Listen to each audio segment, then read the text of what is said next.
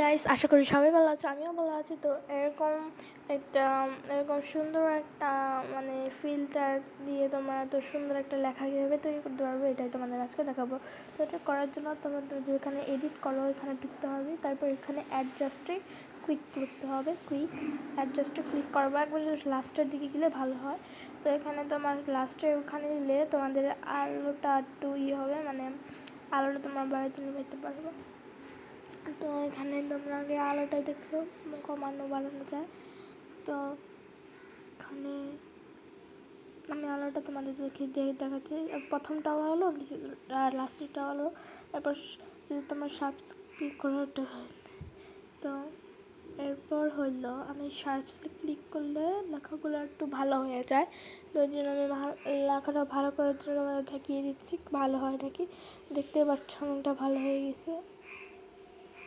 তো এরপর গ্রেনে দিলে একটু ভালো হয়, মানে গ্রেনে ওরকম কুচি কুচি দাগ হয়ে যায়, কিচি ওটা আমাদের লাগবে না, জন্য আমি এটা দিলাম না।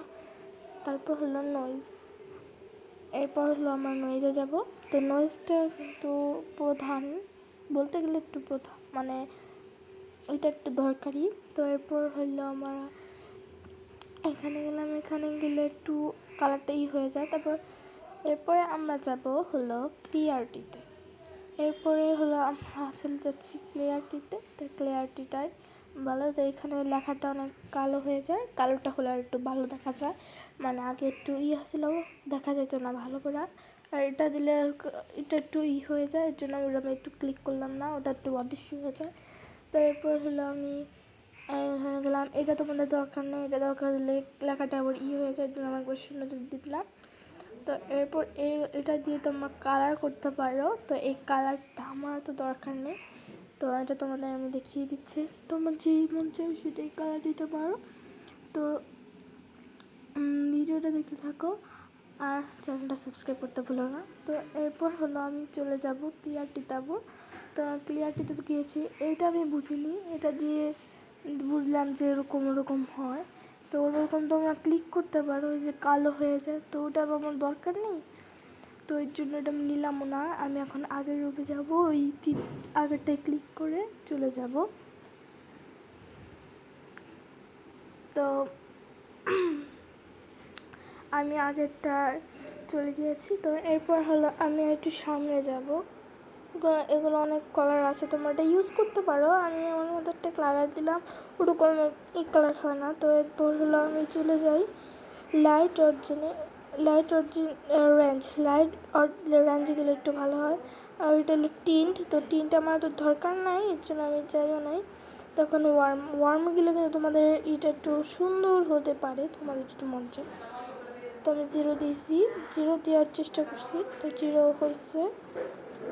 তো এরপর হলো আমি এসে গেছি, এই কালারটা কিন্তু ভাইব্রেন্স, এই কালারটা কিন্তু ভালো। এরপর তোমরা সেভে দিলে এরকম একটা সুন্দর হয়ে যাবে। আশা করছি ভিডিওটা অনেকটাই ভালো লাগছে। তো আজকে এই ভিডিওটা এই পর্যন্ত, দেখা হবে পরের ভিডিও। Bye bye. আর সাবস্ক্রাইব করতে কিন্তু বলো না, দেখতেই পাচ্ছ অনেকটা সুন্দর। আর এই পর্যন্ত দিলাম ভিডিওটা। আর তোমরা কিন্তু এই যে ওরকম দাগ ম্যাথ দিয়ে এরকম ইমোজিগুলো কীভাবে দিবা ওইটা আমি দিতে পারি, ওইটা তো দরকার না, তাও তো দিয়ে দিচ্ছি। যদি তোমাদের মন চায় ওরকম প্রিন্ট করতে পারো, ওরকম প্রিন্টের মতো হয়ে যাবে। তো আমাদের প্রথমে যেতে হবে এটা।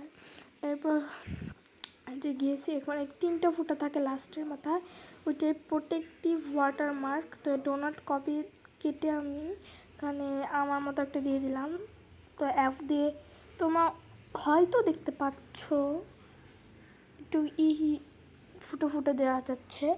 তো আমি এরপর ইমোজিতে ক্লিক করবো, তারপর আমার মনের মতো একটা ইমোজি দিচ্ছি। তোমাদের যদি ভালো লাগে তাহলে তোমরা এটা দিতে পারো।